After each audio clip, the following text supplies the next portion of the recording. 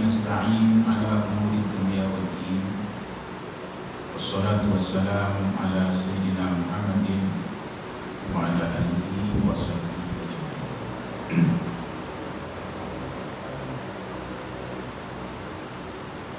Ahli jawatan kuasa masjid, pegawai dan semua jemaah yang dirahmati Allah sekalian. Bersyukur kita kepada Allah Subhanahu wa taala kerana kita telah mendapat menjadi orang yang menurut perintah Allah, dan cuba menjauhkan apa saja yang dilarang oleh Allah.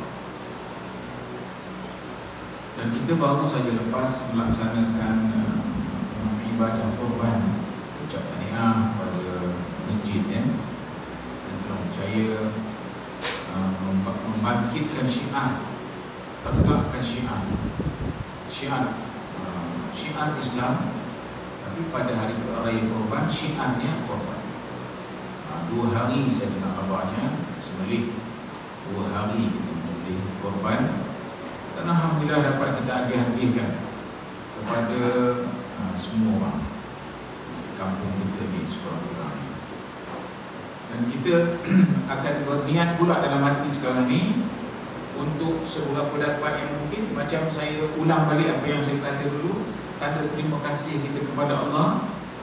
Kita nak mula daripada hari ini berkumpul-kumpul lah duit tu, bagi membolehkan kita dapat satu nama untuk buat korban pada nama raya korban.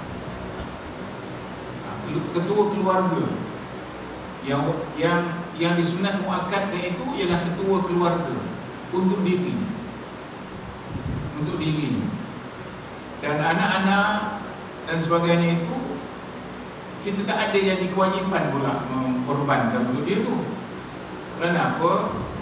Tugas kita ialah menentukan dia supaya terdidik, dapat pelajaran, lepas itu dia pula bekerja, nanti dia pula kumpul-kumpul duit, dia buat korban. Tetapi tanggungjawab kita ialah apa namanya akikah. Akikah tanggungjawab ibu bapa. Tapi Nabi Muhammad SAW memotong seekor kambing, tapi niatnya ini korban aku dan keluargaku. Nabi cakap macam itu, ya, seekor kibas, begitulah dia berniat. Jadi, maka walaupun demikian, kita sudah menentukan supaya seekor lembu itu boleh bagi 7. Jadi, apa yang saya sebutkan sini, buat korban kalau di Kemboja misalnya RM320 satu bahagian. Sebab harga di sana tu seekor RM200,000. Dia tahulah dia mengelolakan RM2. Banyaklah orang yang buat di sana. Di sini lembunya mahal, maka kita kenalah bayar mahal. Ada setengah di sini 4,800 ekor. Di Subang Jaya seekor 7,900. Bagilah 7. Ya. Di Palestin dia pakai duit US. Satu nama 1,300. Itulah. Jadi berubah-ubah berdasarkan kepada harga binatang di kawasan tersebut. Jadi saya sarankan dulu, kalau kita rasa nak ucap terima kasih kepada Allah Subhanahu Wa Taala kerana kita hirup udaranya, kerana kita anak-anak kita membesar depan mata, anak-anak berjaya dalam pelajaran, macam-macam hadiah didapatnya. Tahu-tahu anak dah solat, sedangkan kita tak, rasanya jarang kita mengajar dia semayang. Tapi tahu-tahu dah semayang, pasal dia pernah sekolah agama, di sekolah kebangsaan pun dia belajar semua tu. Jadi terima kasih kita kepada Allah tu, RM1 sehari kita kumpul. RM1 sehari kita letak dalam tabung, buat tabung buluh. Kalau beli kan mahal pula. Tabung buluh buat lubang, masukkan RM1 sehari, 365 hari. Agaknya tolak sikit-sikit, dapat RM320. RM320 dapat seekor, dapat satu hadiah. Buat di Boja lah. di Vietnam. Itulah contohnya, kita ambil yang murah, ya. Jadi apa azam kita itu, tanda terima kasih kita kepada Allah SWT. Kata kita menghirup udara yang dibaginya secara percuma, mata yang melihat tak pakai bateri, telinga yang mendengar, entah macam mana gaya apa sistemnya kita pun tak tahu. Orang bercakap di ujung sana, kita dengar selagi kita tak pekak. Kita akan dengar apa yang orang tu cakap. Dan satu orang berpidato gitu, kita faham apa yang dia cakap tu. Faham kita apa dia cakap. Macam mana mengatur tu. Ini ialah ucapan terima kasih kita kepada Allah. Tapi kita kata rasa syukur. Dan rasa syukur itu kita angkat sebagai korban seekor kibas. Ada orang beli kambing sendiri dan macam-macam. Baik. Habis yang itu kerana kita sudah pun melaksananya. Untuk bulan ini, hari ini 20 bulan, kita nak masuk pula awal Muharram. 1 Muharram, hari Sabtu kalau tak salah.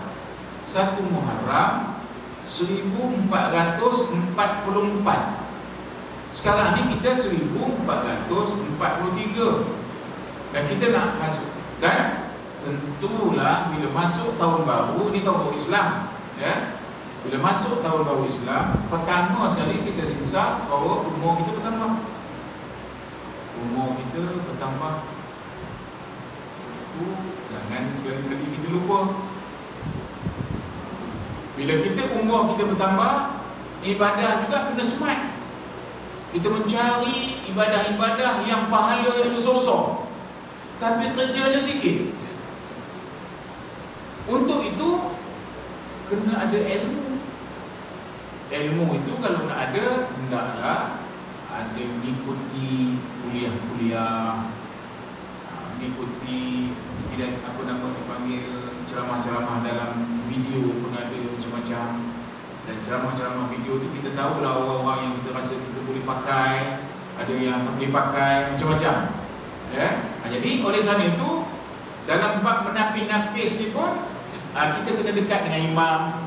Kita ada imam dua sini, ustaz pun banyak kat sini, dekat-dekat dengan mereka. Bila duduk-duduk tak ada apa nak sembang, imam nak tanya segala. Semalam ustaz tu kata dalam ni, boleh ke saya ikut apa yang dia cakap tu? Dia kata la ilaha illallah dah buat 100 kali sehari. Dia kata astagfirullah 100 kali sehari. Betul ke imam? Imam kata betul lah tu. Ikut dia kata tu. Artinya ada bahan kita nak sembang dengan imam. Kalau kita berjumpa dengan orang main badminton, kita kena cerita pasal badminton pula. Semalam saya kalah, ya. Kalau kita cerita pasal itu kan mungkin tak sedap. Jadi kita perlu bila dengan imam ini cerita kita.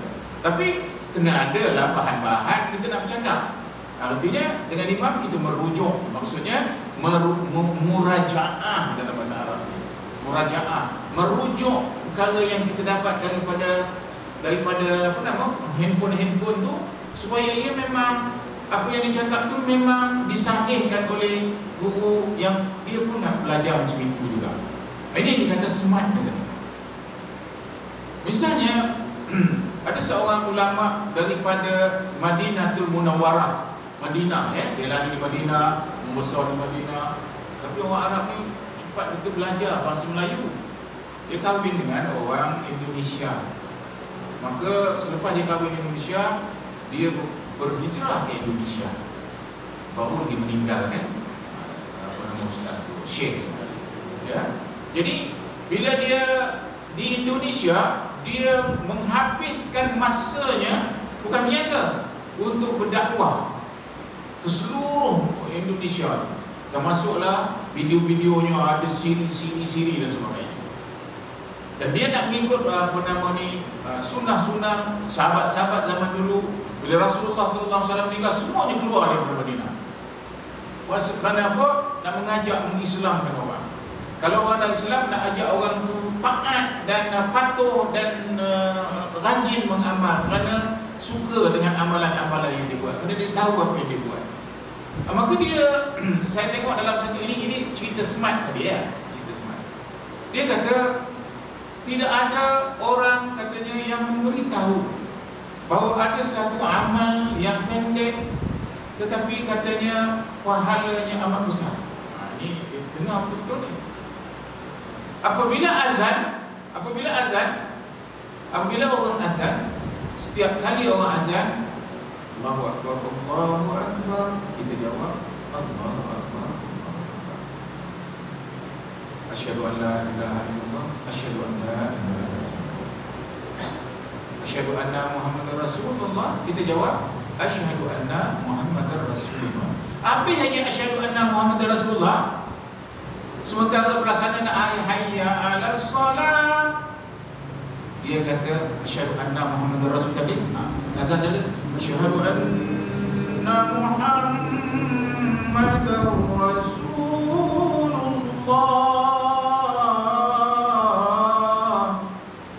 Apa itu?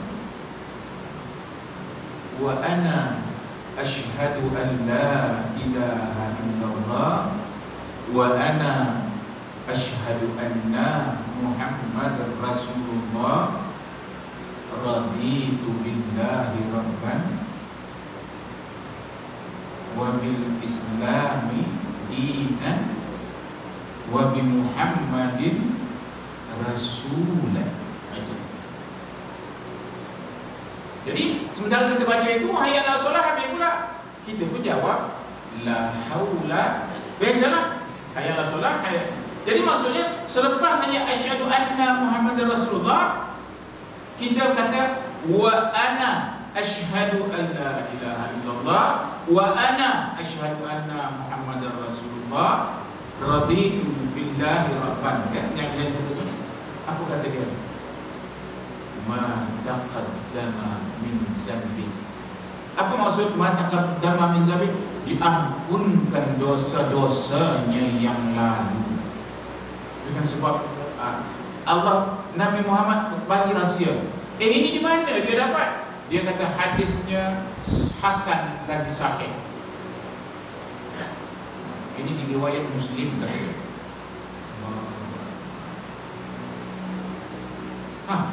Itu kita boleh dapat pengampunan Allah dosa yang lalu dalam azan.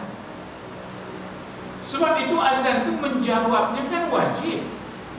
Menjawab itu Allahu Akbar, Allahu Akbar, Allahu Akbar, Allahu Akbar. Jawab. Tak boleh diam saja. Menjawab. Sebab hayya 'alal falah, marilah menuju kejayaan. Itu perintah itu. Marilah. Sistem azan yang Nabi ajar itu dia bukan sifatnya mengarah. Hayya 'alas salat, marilah mendirikan solat. Itu artinya. Sepatutnya kita ingat istilah hei, pergilah solat. Bukan begitu. Artinya kalau kita faham, artinya marilah menunaikan solat. Marilah menunaikan solat. Yang biasa yang azan masjid, mari itu nak datangnya dari masjid. Tapi kalau tak sempat masjid, janganlah tidak pula di rumah lah. Marilah itu tunaikanlah solat. Nampak? Kalau kita tengok istilahnya aja pun, kita tahu cara dari Islam ni mesti cara mengajar, cara memujuk, cara merayu, bukan cara memerintah, cara mendenda, bukan itu, bukan cara yang Nabi ajar.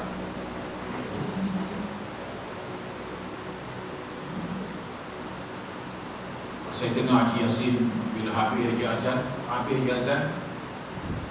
la ilaha illallah, kata Haji Yasin, la ilaha illallah Muhammadur Rasulullah, Allahumma salli ala Sayyidina Muhammad. Cukuplah. Kalau nak panjang ini lagi lah boleh. Allahumma salli ala Sayyidina Muhammadin nabiyil ummi wa ala alihi washabihi ajmain. Barulah Allahumma Rabba hazihid da'wati. Yang sampai habis. Apa kata hadis tu? Mengikut Syekh. Ni saya ikut Syekh ni tadi yang belajar di Madinah ni. Dia kata wajiblah dia mendapat syafaat Nabi Muhammad sallallahu alaihi wasallam. Wajib dia mendapat syafaat Nabi Muhammad sallallahu alaihi wasallam di waktu kita sangat memerlukan syafaat. Timbang dalam beratlah dia dosa, tak ada cara masuk surga. Waktu itu syafaat Nabi itu yang akan menyebabkan timbang kita naik.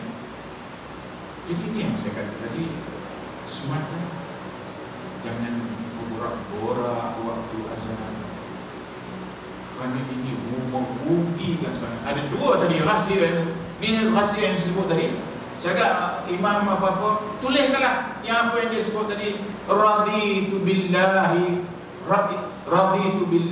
rabban. Radi itu apa arti radi? Radi itu apa artinya? Aku redha. Ya, aku redha. Raditu billah. Aku redha kepada Allah sebagai Tuhanku. Ya Allah, aku redha. Ya Allah, aku redha Engkau sebagai Tuhan. Wa bi Muhammadin nabiyyan wa rasulan.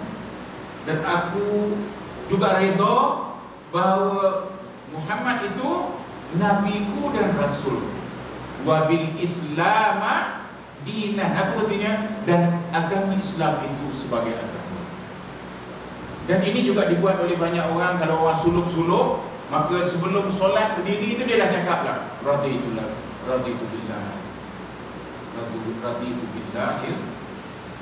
rabban, sebelum solat. Habis saja Allahu Akbar sampai habis, kamat dia raditu billah. Dia buat macam itu. Jadi minta tulis. Dan ada aktiviti-aktiviti yang main kita menghafal lah, senang. Sebab bunyi senang tadi tu. Tapi oleh kerana lidah kita ni dah Melayu, dia kadang-kadang kena ambil masa juga sikit untuk nak menghafal. Tapi ianya bila dah terhafal, tak mahu dia hilang. Automatik je nanti. Asyhadu anna Muhammadar Rasulullah.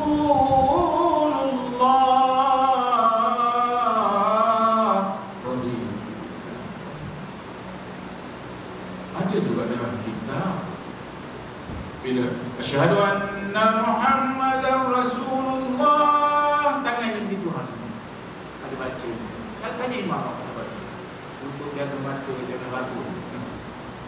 Kita tengoklah. Bila ada dia asyhadu anna Muhammadar Rasulullah, dia buat sini. Selawat. Itu amalan-amalan yang tak ada lah diajar oleh ustaz-ustaz dalam kitab macam ini. Dia tu orang guru dia dapat, guru dia dapat hal-hal yang macam itu. Tapi orang guru tu dia tak akan mengajar sembahyang maghrib 4 rakaat, dia tak mengajar.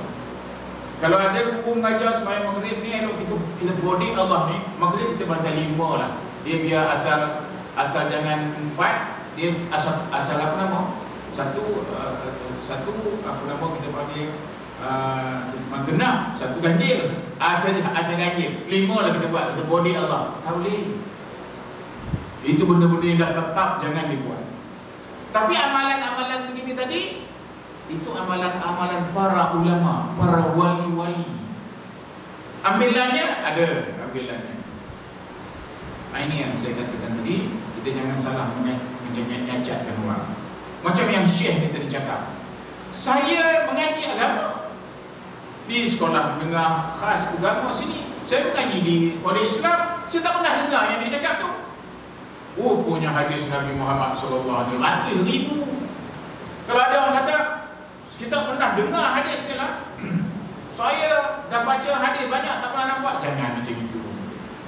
Berapa banyak hadis yang kita tahu, tapi masih banyak lagi yang kita tak tahu, yang tak popular, tapi dia ada dalam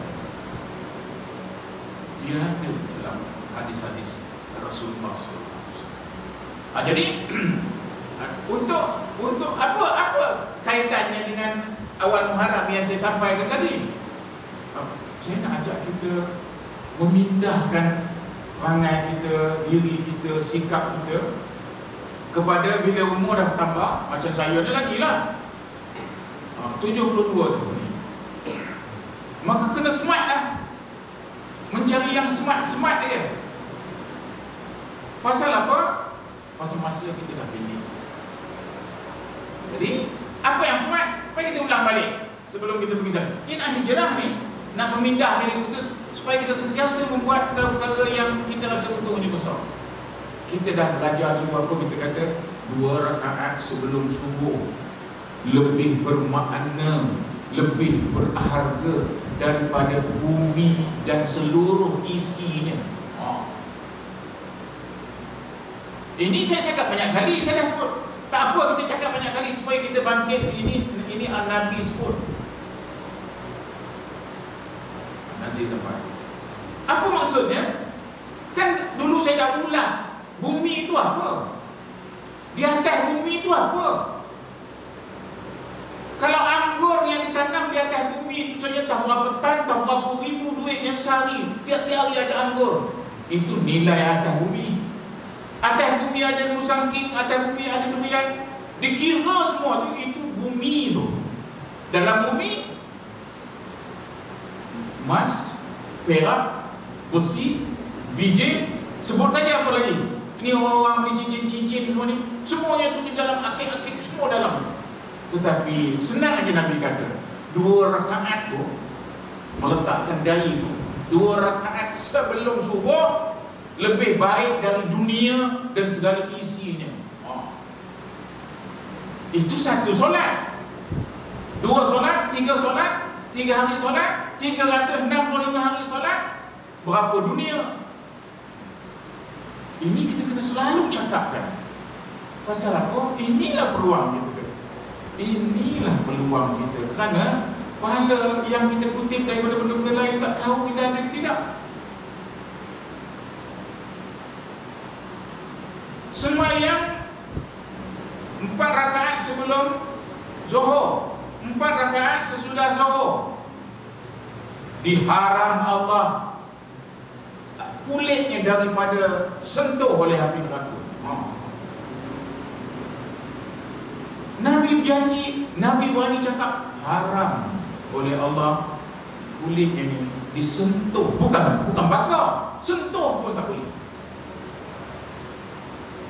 Kuatnya perisai yang namanya solat sunat ni. Yang wajib tu dia Allah tak cakap.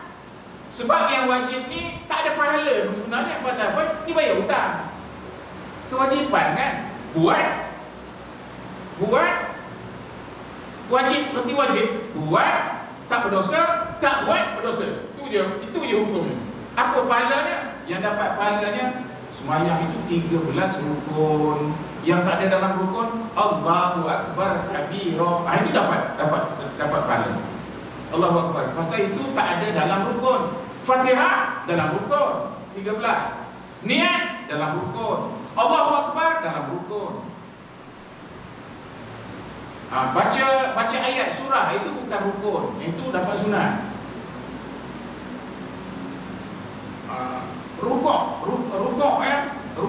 Rukuk subhana rabbiyal. Rukuk tu wajib. Tapi bacanya tu subhana rabbiyal azim sunat.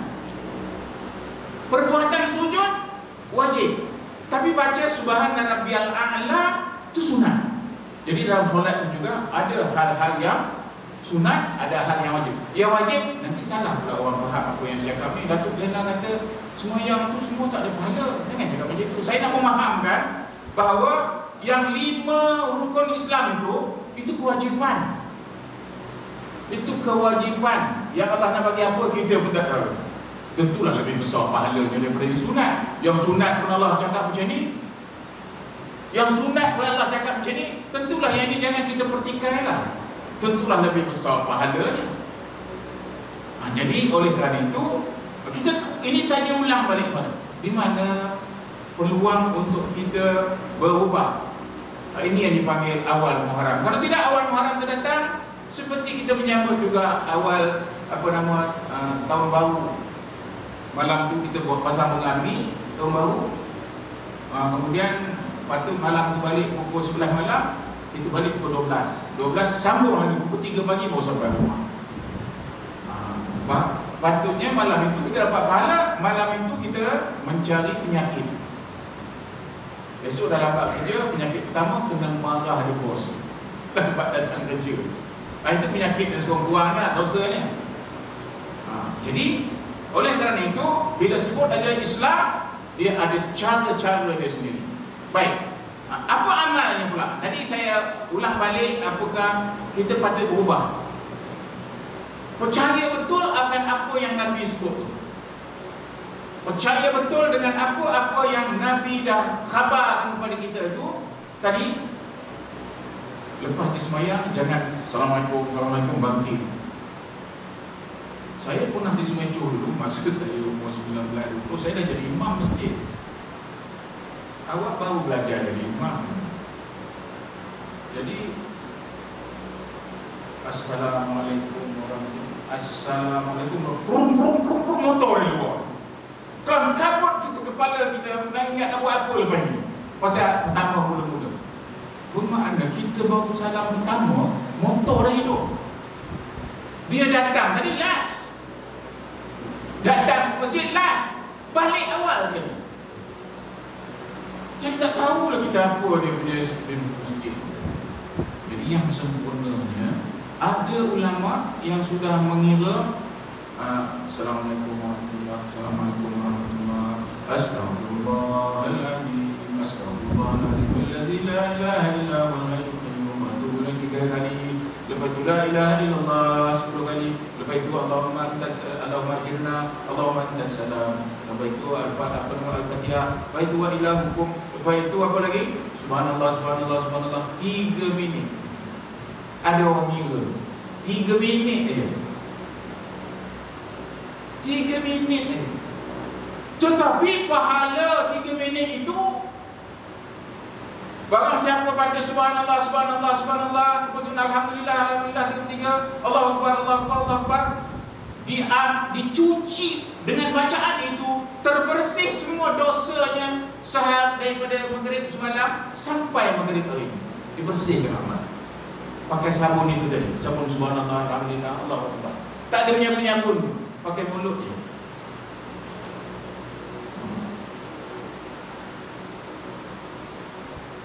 Jangan tinggal wa'ilah. Walaupun misalnya imam nak cepat, jangan tinggal wa'ilahukum ilahu wahidul la ilaha illa. Wa'ilahukum itu bukan ayat kursi. Ayat kursi sebenarnya bermula daripada Allahu la ilaha illa huwal hayyul qayyum. Itu startnya. Wa'ilahukum itu tambahan Jadi jangan sekali-kali tinggal. Secebok mana kita pun, ini nak cepat ni, Assalamualaikum warahmatullahi wabarakatuh, Assalamualaikum warahmatullahi wabarakatuh. Fatihah pun tak apa tinggal. Tapi wa ilahukum apa nama Allahu la ilaha, jangan tinggal. Kenapa? Barang siapa mengamalkan ayat kursi ini selepas sembahyang, maka dia akan masuk syurga hanya terhalang oleh kematian saja. Artinya mati je masuk syurga. Dia terhalang masuk syurga kerana dia hidup je. Mati je dia masuk syurga. Iya ke apa yang Ustaz Zainal cakap ni? Iya. Bukalah dalam Google lah hadis-hadis Nabi Muhammad SAW. Ada, itulah semua cakap. Inilah cakap. Inilah pemujuk Nabi Muhammad SAW, supaya kita yakin dengan diri kita. Sebesar mana pun dosa kita kepada Allah SWT, yang itu boleh diampunkan Allah Ta'ala dengan syarat kita mohon ampun dengan sesungguh. Bukan main-main ampunlah, ampunlah. Tak boleh begitu. Astagfirullah. Itu yang pasalnya lepas sembahyangnya astagfirullah 3 kali. Astagfirullah 3 kali, astagfirullah 3 kali. Jadi untuk malam ini kita mukadimahkan dulu. Apakah kebenaran sebenarnya? Kita ulang balik perkara yang ni. Hal macam ini saya sendiri tahu. Kalau tak diulang, pertama dia lupa.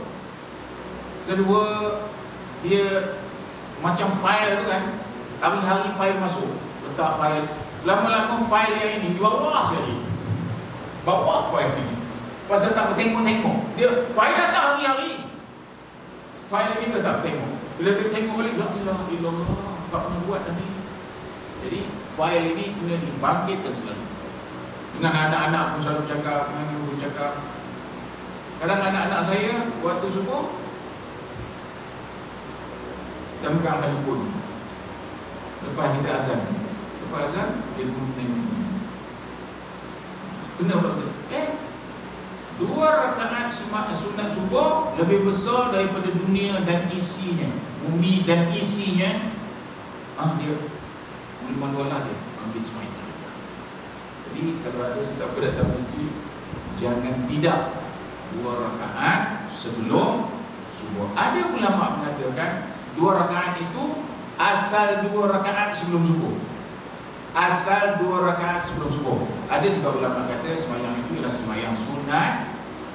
Apa dia? Qabliyah subuh. Jadi ada orang sembahyang sunat subuh tu 4 rakaat, betul tak? Ada 2 rakaat, ada turun 4 rakaat.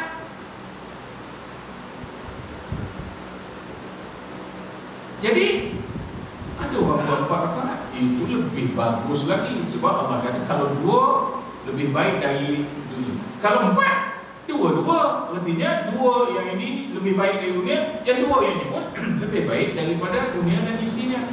Berapa banyak nak buat lah? Buatlah. Jangan kita tinggalkan hal-hal yang nampak remeh dan dia tak ada memberatkan apa-apa pun. Sembahyang sunat ni dibenarkan kita duduk. Sembahyang wajib boleh-bolehnya kita berdiri. Kalau tak boleh benar ada keuzuran, kita duduk atas kursi. Sembahyang sunat boleh. Sembahyang sunat sambil duduk boleh, teruslah sembahyang. Boleh, ya, nampaknya dibolehkan. Saya pun tengok juga masa di Mekah aku tengok orang-orang Arab pun, saya tengok dia banyak dia duduk aja sembahyang sunat. Tapi sembahyang kita cuba berdiri. Sebab itu rupanya bila kita sembahyang tu kan disuruh rapatkan barisan supaya jangan tumbang kawan sebelah. Rapat sampai yang elok bersentuh. Bila bersentuh, ada orang lama sikit berdiri belakang tu ngeruh tau. Bila ngeruh memang nak tumbang je. Tapi kalau dah kepit dengan kawan mana boleh tumbang. Ini dia punya ni lah kesannya ya. Sebab itulah kita ini yang saya ulang kajikan sikit tadi, kita nak bercakap mengenai lagi 10 hari kita akan masuk awal Muharram. Awal Muharram ialah permulaan tahun Islam. Kita anggap kita baru lagi. Kita anggap kita akan baru semua. Waktu kita 8.45 ya. Betul ya? 8.45 ya. Sekarang 8.35. Ada 10 minit lagi. Baik. Jadi masa yang pendek ni kita simpulkan je lah kerja kita. Supaya tadi saya nak mengajar supaya kita membuat perubahan. Membuat perubahan itu dalam istilah Islam dipanggil hijrah.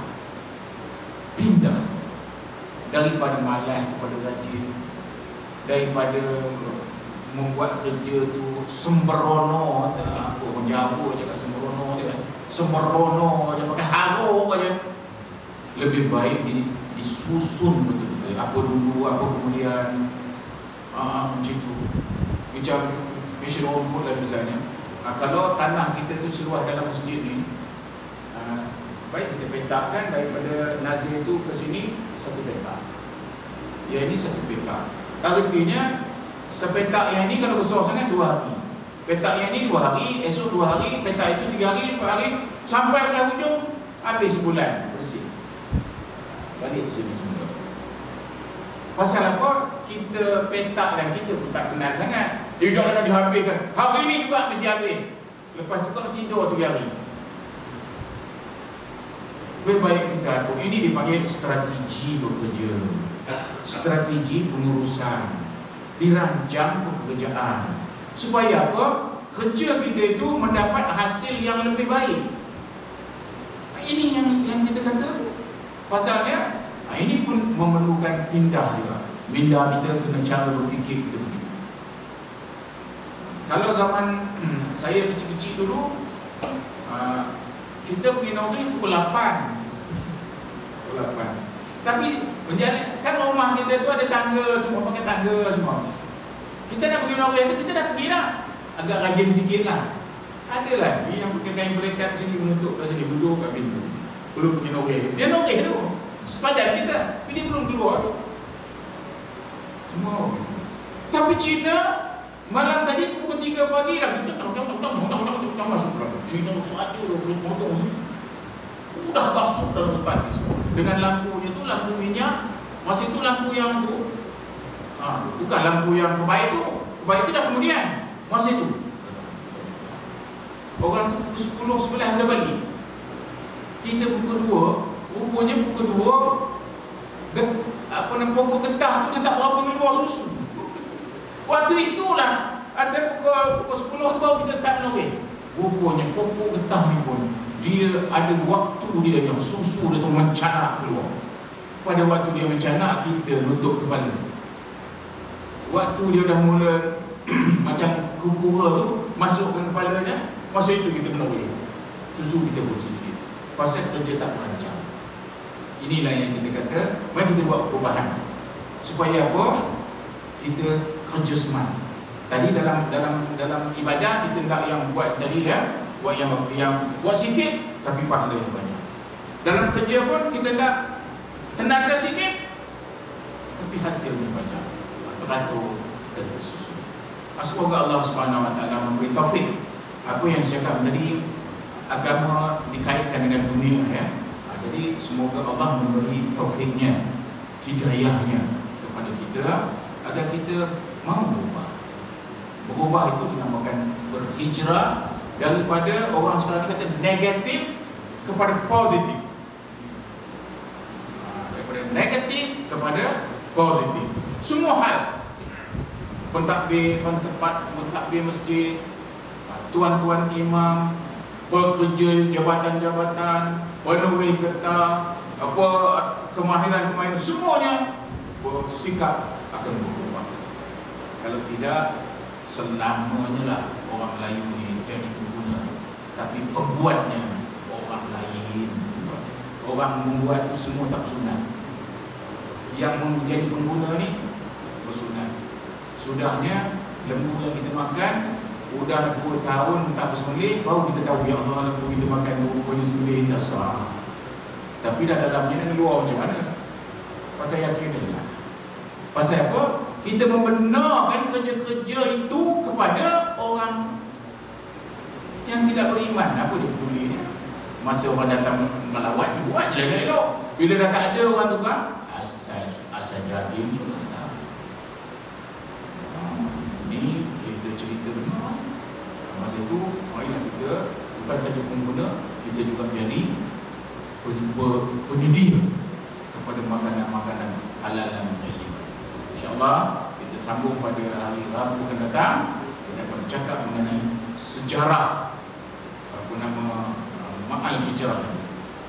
Sejarah siapa-siapa yang terlibat dalam sejarah ni, saya akan cuba bawakan pada hari yang akan datang insyaAllah.